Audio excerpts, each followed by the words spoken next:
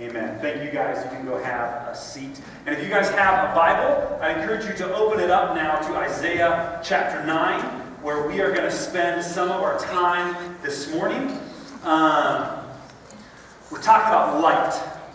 And the book of Isaiah, but also much of the scriptures, tells us a great deal about what is the meaning of this symbol, of this sign of light shining into darkness. Isaiah, earlier in his book, Isaiah chapter 2, Isaiah says that we, God's people, should walk in the light. And then here in chapter 9, it says that, prophesying about the Messiah, a light will shine into darkness. Later on in the Gospel of John, Jesus, after he had come and he was living on earth, he said, "I am the light of the world." And he instructed his followers to shine your light so that all might see your good deeds and worship the Father. So as people who serve the God of Israel, who serve and follow Jesus Christ, as people who have received light and are trying to live our lives as people of light, what does that look like? How do we do that? I mean, am I supposed to carry a flashlight with me wherever I go so that, I could have used the flashlight at 2 a.m. because I banged my shin again on the end of my bed when I was going to pick up Naomi when she was crying, right? No, light is more than just flashlights and candles. So we're going to dive into that today. And the way we're going to do it is we're going to hear a story. We're going to enter into a scene from the life of one of Israel's kings. When Isaiah was prophesying, or the book of Isaiah, 66 chapters long, it's a big book.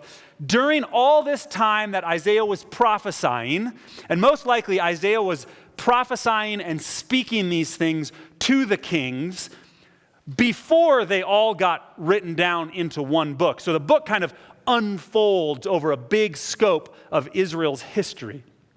And one of the first kings that Isaiah prophesied to was a guy named Uzziah. So Isaiah prophesied to Uzziah, right? So I got to make sure I get that right throughout the rest of the morning. And when these words from Isaiah chapter 9 were first spoken was in a time that the kingdom of Israel was in some pretty difficult and complicated situations. So we're going to imagine with me that it's about it's sort of the mid-8th century BC, right? So nearly 3,000 years ago. And we're standing in the royal throne room of King Uzziah, who is leading the nation of Israel, who is following his call by God to be God's people, to receive the blessing of God so that he might be a blessing to other people. And that's where our scene opens up today. And we're going to start by exploring some of the realities that were in the king's life at that time. So we're in the throne room. And Uzziah walks into the throne room and he just throws these 2 scrolls down on his table. And he looks at his advisor who's in the room and he says, "What am I supposed to do now?" He picked the scrolls back up and opened them and said, "The Assyrian army has conquered the territory to the north." And then he opens the second scroll. "The Assyrian army has conquered the territory to the east. We're stuck. The Mediterranean Sea is on our west. And the Egyptians, to our south, they want to go to war with the Assyrian Empire. What am I supposed to do?" His advisor somewhat feebly said, "King, we must remember the promise made in the book of Genesis when God spoke to our ancestor Abraham and said, 'I will make you a great nation and I will bless you.'" Well, the king was not happy with that. He said, "A great nation? Assyria is a great nation right now. They're taking over the world. They're everywhere. There's no way we're going to stop them. What do you mean that we're going to be a great nation?" And his counselor said, "Yeah, but again, God promised to David, 'I will make you a great nation. And David and his ancestors will sit on the throne.'" And Uzziah said, No, there's no way that's going to happen. The Assyrians are just going to march in and take us over. I'll be really honest, the king says. I'll be honest. Here's what I think we should do. I think we need to pay the Assyrians off. If we send them some money, we'll just let them know that we're going to play nice with them.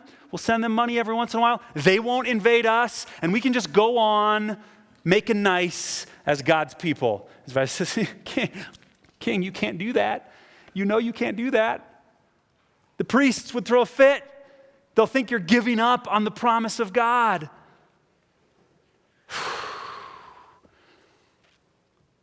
Okay, so if I don't submit to the Assyrians, what's my next option? Am I to join forces with the Egyptians? Am I to lead a revolution? Am I to start a war that, if I'm honest, there's no way I'm going to win this war? Is that what I'm supposed to do?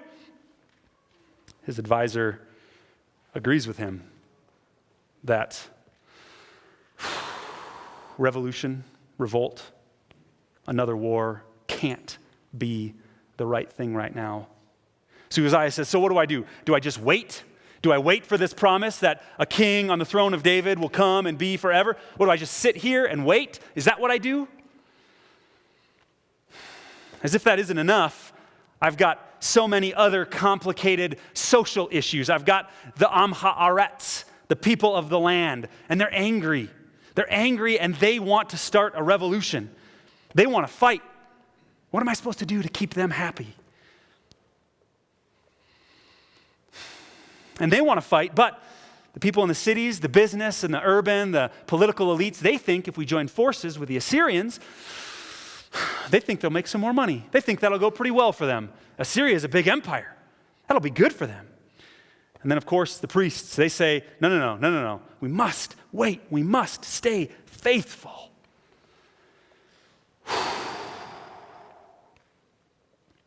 So the king of Israel, King Uzziah, was in a place where there were complicated and difficult, seemingly impossible political realities surrounding him in life. There were stratified and in some ways divided social and economic forces at work in his life. And he was supposed to figure out how to live God's way in this world. Probably there's no relevance to us in our day from his situation. I'm sure we can't imagine living in a politically divided or socially or economically divided world and trying to figure out how to be the light of God. Yeah, you guys are smiling. That's meant to be a joke. That was funny.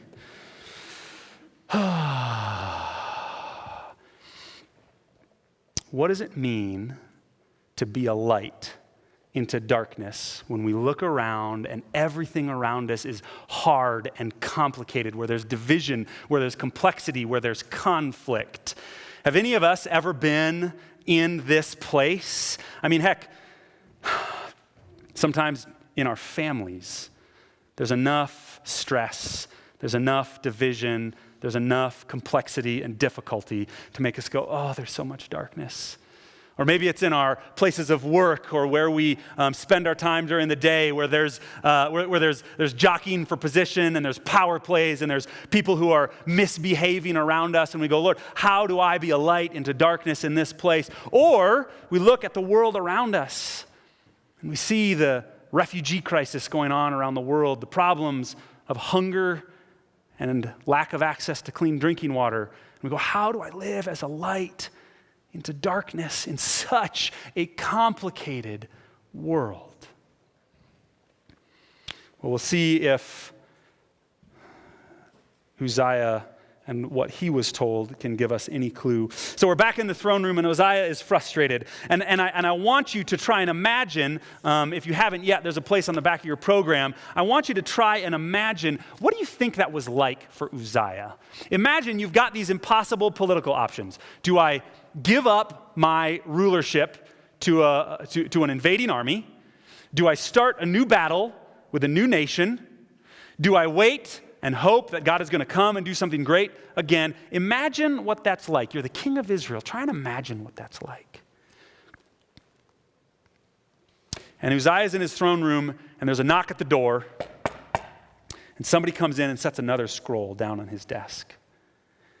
And he opens it or I should say before he opens it, he sees on the scroll as a seal, and it's the seal of the prophet of Israel, the prophet Isaiah.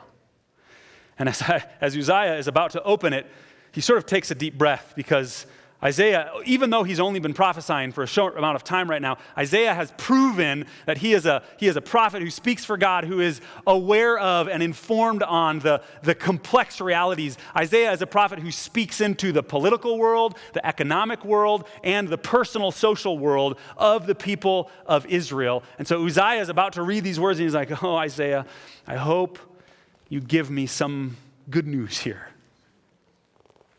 And so he opens and reads what we now call Isaiah chapter 9, starting in verse 2.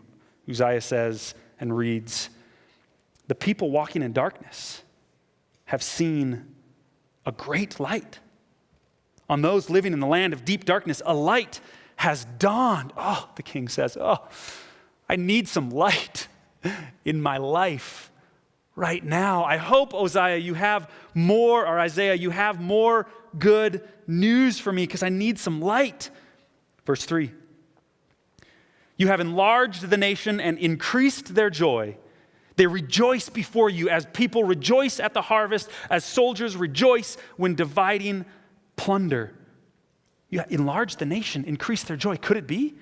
Is Isaiah telling me that the kingdom of Israel will survive? That the nation is going to grow stronger in the middle of this impossible time? Could it be? Oh, I hope it is so. He reads verse 4, "For as in the day of Midian's defeat, you have shattered the yoke that burdens them, the bar across their shoulders, the rod of their oppressors." That's hope. Is Isaiah saying that the kingdom of Assyria will be broken down, that I will be freed from that oppression? Oh, please say that it's so. How will that happen? Verse 5, "Every warrior's boot used in battle and every garment rolled in blood will be destined for burning, will be fuel for the fire." What?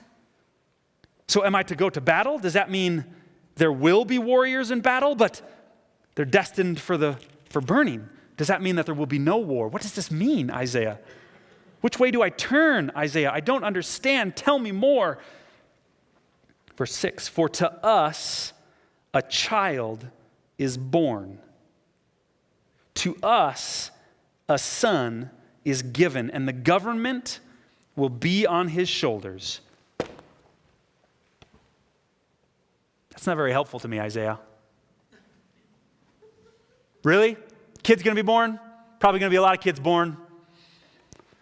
That's not answering my question right now, Isaiah. I need to know, do I give in to the Assyrians or do I go to war? And you tell me a son's going to be born. Good. What does this mean? Give me more. "And he will be called Wonderful Counselor, Mighty God, Everlasting Father, and Prince of Peace." Oh, I need some wonderful counselors because this guy over here is not very wonderful. I need some might. I need a father who has compassion. I need some peace. Verse 7, "Of the increase of his government and peace, there will be no end. He will reign on David's throne and over his kingdom, establishing and upholding it with justice and righteousness from that time on and forever." It sounds good. But how's that going to happen? How's that going to happen? I mean, it sounds nice. I'm all in. I want that. But how's that going to happen? God promised to Abraham. God said, "I will make you into a great nation, and I will bless you. I will make your name great, and you will be a blessing." God said that to Abraham. God repeated the prophecy to David. And now I'm on the throne. How is that going to happen? The last verse of this passage, Isaiah chapter 9, the end of verse 7. Uzziah reads, "The zeal of the Lord Almighty will accomplish this." The zeal of the Lord Almighty will accomplish this. This is what I hear when I read that last line. Maybe you're like me in this. This morning, I needed to wake up and get the kids ready and get them here so they could, do this thing. And I had some other things that I wanted to get ready this morning. Now, sometimes you wake up in the morning and the kids just get dressed and eat breakfast and get in the car and everything goes smooth. That happens sometimes, right? It does. I mean, it's happened at least twice ever, I'm sure. Yeah, okay. Other times, allegedly, hypothetically, other times, mornings don't go smoothly, right? Other times there are meltdowns and there are parents who remind themselves and one another, just take a deep breath. Prince of Peace, everlasting Father. But here's what I know that I do sometimes, and I think maybe Uzziah was in the same place. Sometimes I'm talking to Tobiah, and we're having a discussion, let's call it a discussion, about how the morning's supposed to go. And what happens is I'm looking at a single problem in front of me, and instead of going, I have this difficulty that I need to resolve, my brain jumps to, I'm ruining my child, and I'm probably ruining all children right now. Right? Don't we sometimes look at the world that's been placed in front of us, the challenges that have been placed in front of us, and instead of responding to those, we blow them up to universal problems? I know that I do that. And when I read this prophecy of Isaiah that I think was first heard in the context we just described, I wonder if the king of Israel had put on his shoulders the responsibility to accomplish the whole plan of God for his kingdom in the world. I wonder if King Uzziah was bearing this weight of like, oh my gosh, the Assyrians, the Egyptians, waiting and being faithful. What do I do? I have to solve this. And when he read these words, the zeal of the Lord Almighty will accomplish this. I wonder if it wasn't wait, that's right. That's right. I'm not responsible for accomplishing the full will of God. I'm not the one responsible for solving the problems of the world. I wonder if Uzziah's first response when he read this was, And I know that that is exactly what it means to us today as we talk about what is it mean for us to get to know Jesus, who says he is the light of the world. I think the first thing it means is, as we look at our lives, and as we answer the question, where's there some darkness in your life? Where's there some hurt, some pain, some difficulty? I think the first thing we need to remind ourselves as followers of Jesus who said, he is the light. The first thing we need to remind ourselves is the problems of the world, the universal problems, are not on our shoulders. And if you're the kind of person that wants to put those problems on your shoulders, just, And when we can do that, when we can worship God because he is the one who has promised to deal with the ultimate problems of darkness and of pain and of suffering, when we worship then we are no longer constrained or stuck, but rather we are freed to look at whatever is actually in front of us. We are freed to say, I'm going to respond to the situation that I can have an impact on, that God has given me a call to. So what does that mean? I want to go to one other place in the book of Isaiah. If you want to turn there, it's Isaiah chapter 58. I didn't get the words up on the screen, but you can look at Isaiah chapter 58, starting in verse 6. And we're saying, okay, Isaiah has prophesied, a light will shine into darkness. Jesus tells us later on, he is the light that is shining into darkness. Jesus calls us to be a light into the world, like a lamp on a stand that shines out, like a city on a hill for all to see. How do we do that? What does that actually look like? I'm going to read in verse 6. Here's what Isaiah says it looks like. To loose the chains of injustice and untie the cords of the yoke, to set the oppressed free and break every yoke. It is to share your food with the hungry, to provide the poor wanderer with shelter, when you see the naked, to clothe them, and not to turn away from your own flesh and blood. When I read that, what I hear is, what is the darkness that you see in the world around you?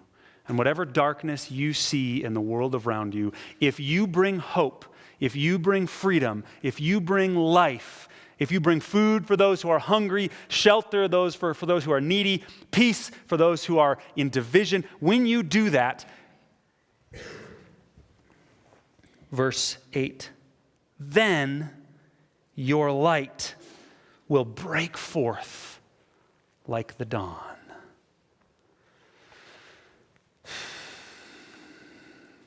Where's there darkness in your life? Where is there darkness in your life? I love this the last of the examples of what does it mean to shine forth light. It says, not to turn away from your own flesh and blood. The first time I read that, I thought, from your own flesh and blood. So who is that specifically, really? Who is it that is your own flesh and blood? Well, all of the examples right before this was anybody who is suffering, who is oppressed, who is somehow tied down or burdened, anybody who's hungry or not having their daily needs met. Apparently those are the people that their own flesh and blood. Well, I don't think it's a big jump for us to recognize that if we include people who are physically needy, hungry, oppressed, and also spiritually in some way needy, hungry, and oppressed, I think that's everyone.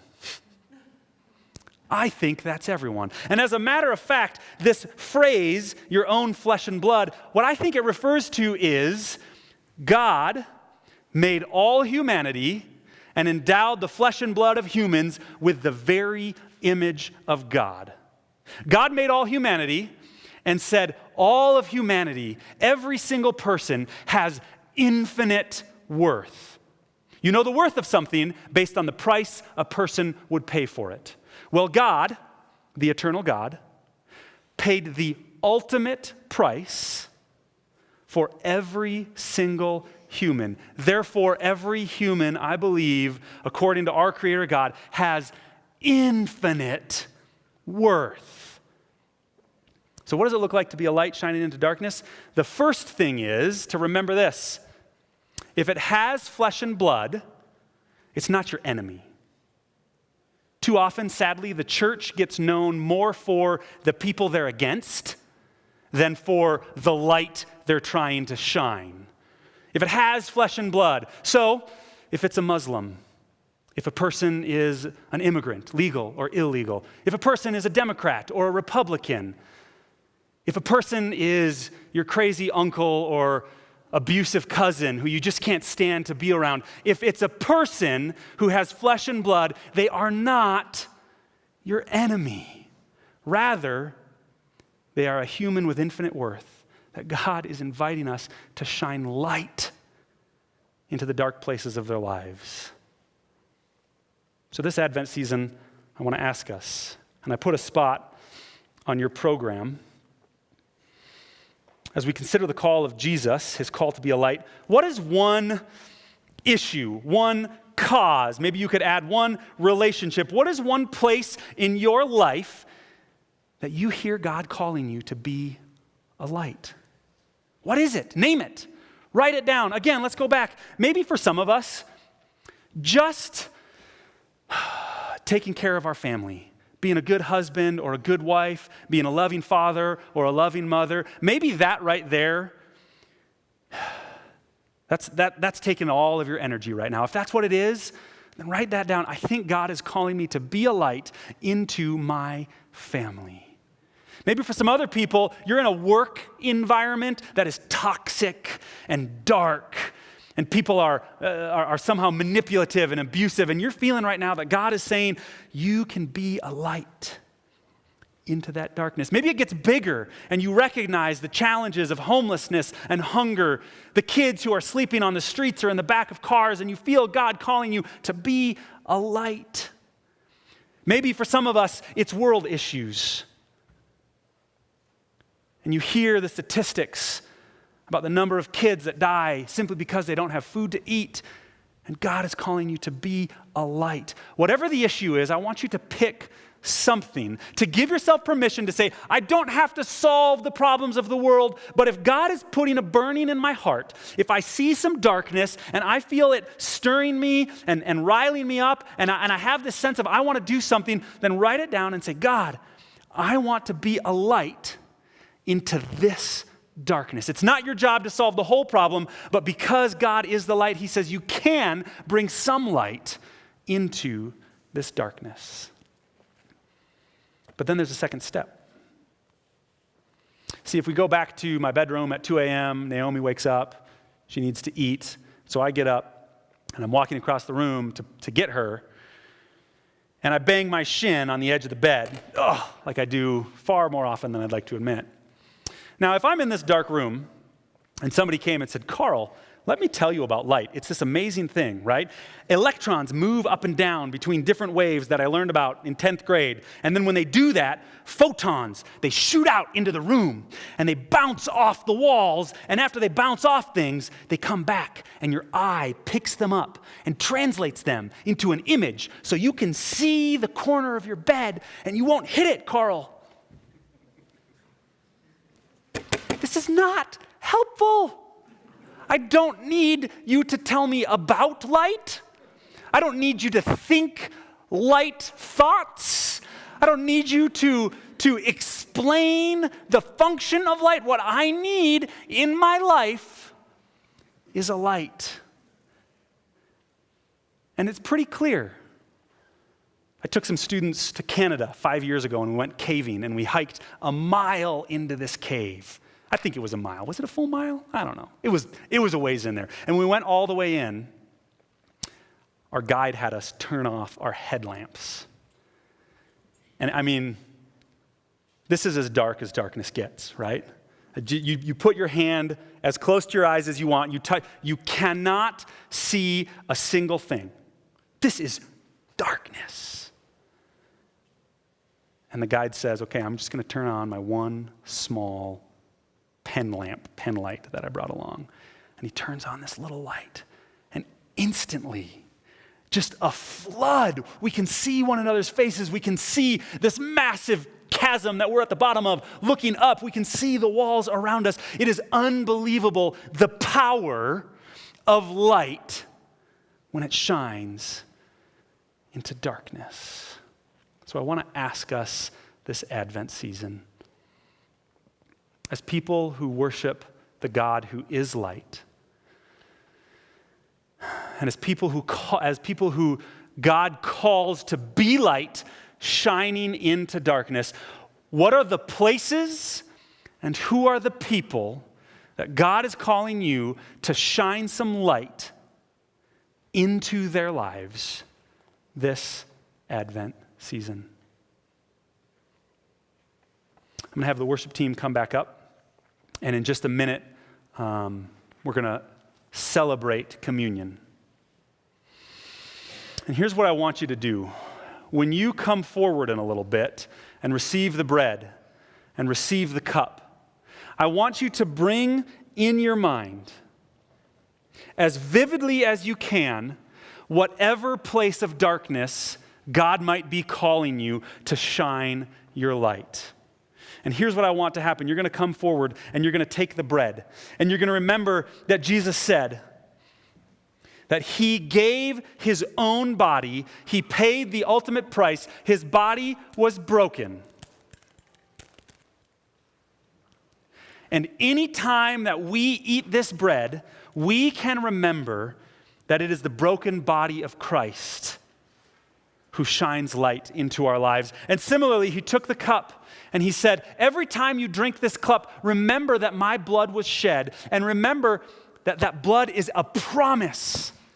It is a promise that I will always be with you, that my light will always be shining, that any darkness that you see in your life, you don't need to create light, but I've already given you the light of forgiveness, of justice, of peace. So when you come forward and when you receive the bread and the cup, I want you to receive it and eat and drink. And as you eat and drink, let those acts be a reminder that the light of Christ will shine through your life into whatever darkness you see this Advent season. Would you pray with me? God, I'll confess that too often when I see darkness, especially when I see some of the big, some of the horrible, some of the overwhelming complexities, too often when I see darkness, I lose hope. Too often I say, what could I possibly do? And if there's anyone else in this room who feels that same way, help us, Lord, to put at your feet our honest confession that we do so often lose hope. I confess, Lord, that sometimes in the face of darkness, my responses are either to withdraw and pull away and do nothing, or sometimes to just lash out in frustration. And I know that that's a waste. Lord, as we receive your body and as we receive the cup, give us hope. Lord, as we think about and look at the dark places in our lives, remind us that the power of the resurrection is a light that shines so bright, and it is that light that will shine into our lives. I pray you would remind us of this, God. I pray that as we eat and drink, you would fill us, even in this moment, with a hope that we can be your light. I pray that, Lord, as we desire to see light in this world, that we would pursue that by being light into this world. And so we bring to you many dark places this morning, and we put them at your feet and say, we need your light, Jesus. We need your light. And we pray in your name. Amen. The table is set. Come forward when you're ready. All the bread is gluten-free. This is the body and the blood of our Lord Jesus Christ, broken and poured out for you.